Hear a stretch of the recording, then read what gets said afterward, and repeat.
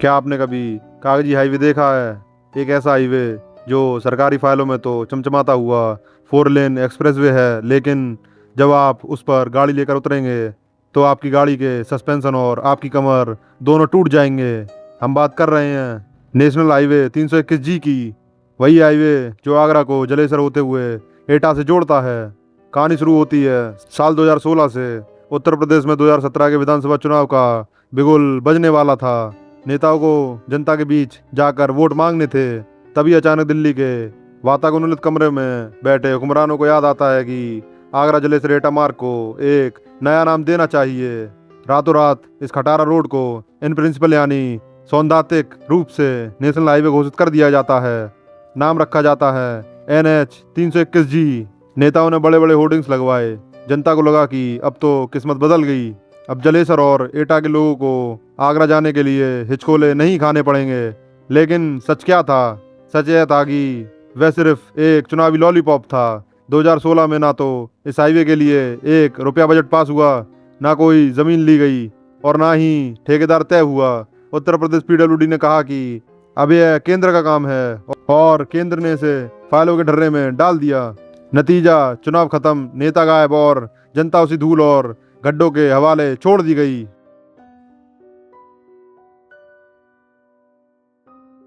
साल 2016 बीता, 17 बीता, 18, 19 और 20 भी बीत गए। इन 5 सालों में इस 75 किलोमीटर की सड़क पर क्या बदला? कुछ नहीं, सिवाय गड्ढों के आकार के। जो गड्ढे 2016 में छोटे थे वो 2020 आते आते जानलेवा तालाब बन चुके थे। इस दौरान पर्दे के पीछे चल रहा था फाइलों की फुटबॉल का खेल।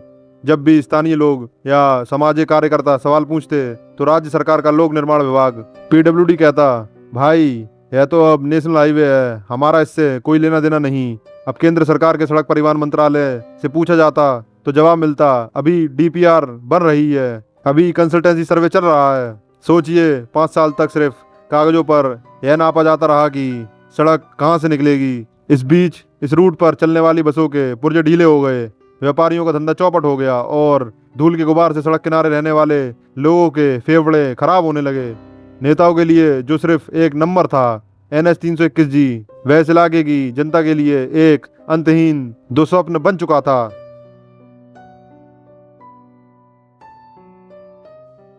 फिर आया साल 2022।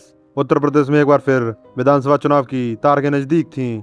जो जनता पिछले 5 साल से धूल फांक रही थी उसका गुस्सा 7वें आसमान पर था। नेताओं को समझ आ गया कि इस बार सिर्फ वादों से काम नहीं चलेगा, कुछ बड़ा तमाशा करना पड़ेगा। जनवरी 2022 में भारी दलबल के साथ केंद्रीय सड़क परिवहन मंत्री नितिन गडकरी का आगमन होता है। मंच सजता है, माइक गरजते हैं और तालियों की गड़गड़ाहट के बीच NH 321G के पहले चरण आगरा से नूखास तक के 52 किलोमीटर के हिस्से का औपचारिक शिलान्यास कर दिया जाता है।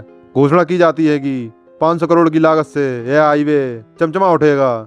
जनता भोली है, उसने एक बार फिर भरोसा कर लिया। लगा कि अब तो खुद केंद्र मंत्री ने पत्थर लगा दिया है तो काम महीनों में पूरा हो जाएगा। लेकिन इस शिलान्यास के पीछे का कड़वा सच यह था कि धरातल पर ठेकेदारों का चयन और वन विभाग की मंजूरियां अधूरी थीं। चुनाव जीतने के लिए आनंद फानंद में शिलान्यास तो कर दिया गया, लेकिन जैसे ही वोट पेटी में बंद हुए इस प्रोजेक्ट की रफ्तार फिर से कछुए जैसी हो गई।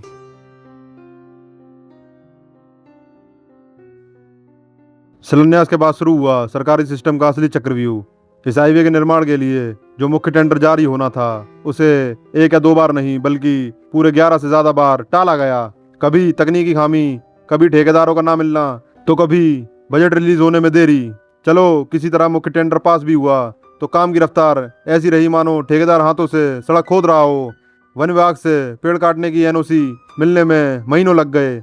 बिजली के खंभों को सड़क से दूर शिफ्ट करने की फाइलें सरकारी दफ्तरों की धूल फांकती रहीं। और आज की स्थिति क्या है? आज इस मुख्य हाईवे को पूरी तरह बनाने के बजाय सरकार सिर्फ पैचवर्क और वन टाइम इम्प्रूवमेंट के टेंडर निकाल रही है। मतलब जो मुख्य सड़क बननी चाहिए थी उसकी जगह सिर्फ गड्ढों पर मल्लम पट्टी लगाई जा रही है। करोड़ों रुपए पानी की तरह बहाए जा रहे हैं, लेकिन वो पैसा पहली बार इसमें बह जाता है। जनता आज भी वही सवाल पूछ रही है जो 2016 में पूछ रही थी, साहब यह हाईवे आखिर पूरा कब होगा?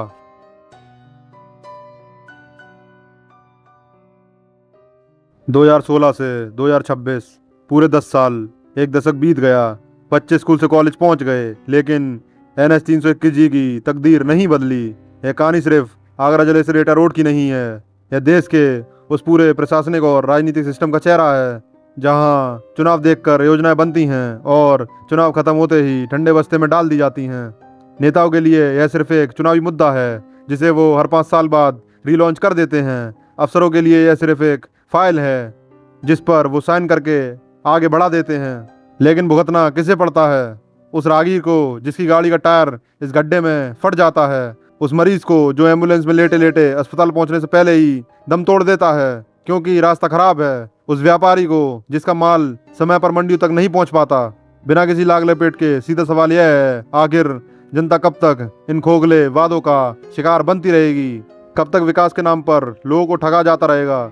जब तक हम और आप जाति, धर्म और मुफ्त के राशन के नाम पर वोट देते रहेंगे और अपने हक की सड़कों, स्कूलों और अस्पतालों पर नेताओं का घेराव नहीं करेंगे, तब तक ये नेता हमें ऐसे ही पागल बनाते रहेंगे।